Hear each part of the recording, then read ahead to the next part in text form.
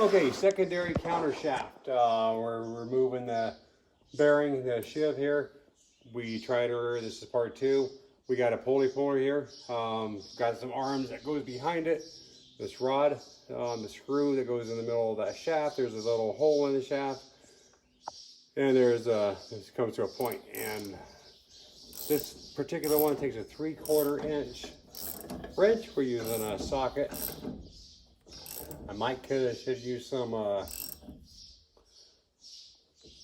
penetrating oil on it, but thought we'd go ahead and try this and see what happens. I did look back there with a flashlight. This book didn't mention it, and I also didn't see any set screws or anything that might be preventing this from moving, or just might be that it's 40 years old and stuck. Let me feel around here again. I really don't want to break that sheave. That'll put me out of the field a couple more days. I should be done with harvest now, but I am not.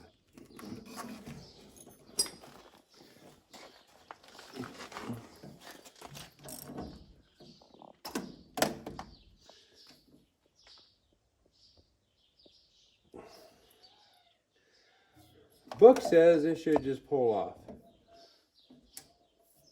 So let's take a little bit of pressure off of that. Just a little bit.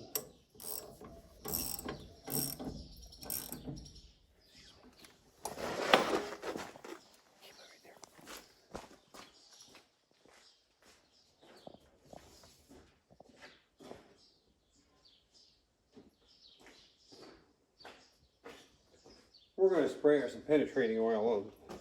Probably should let it set overnight or something, but I do have an off-farm job. I want to get this done as soon as I can.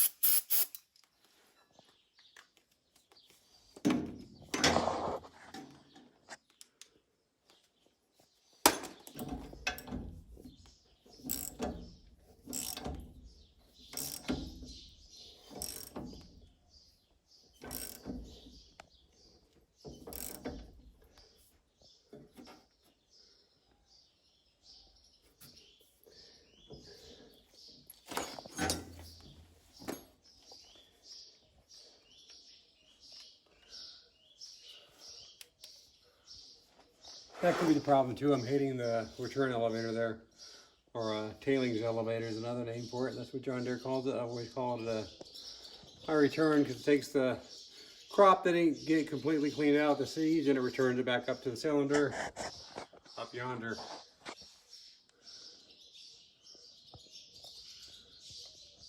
We do have other arms for that puller. I think they're going to be too short, and they are a little too short, I think. Let's try those and see what happens.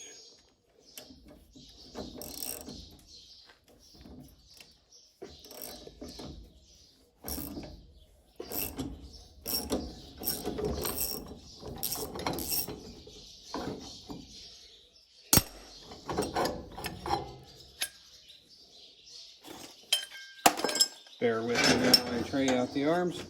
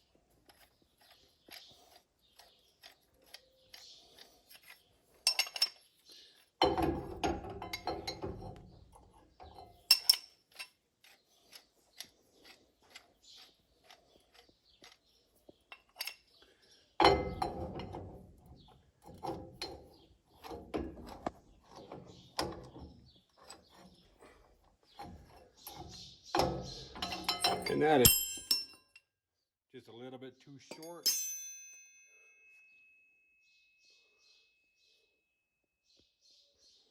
Okay, please join us for part 3 while I try to figure out another way to do this.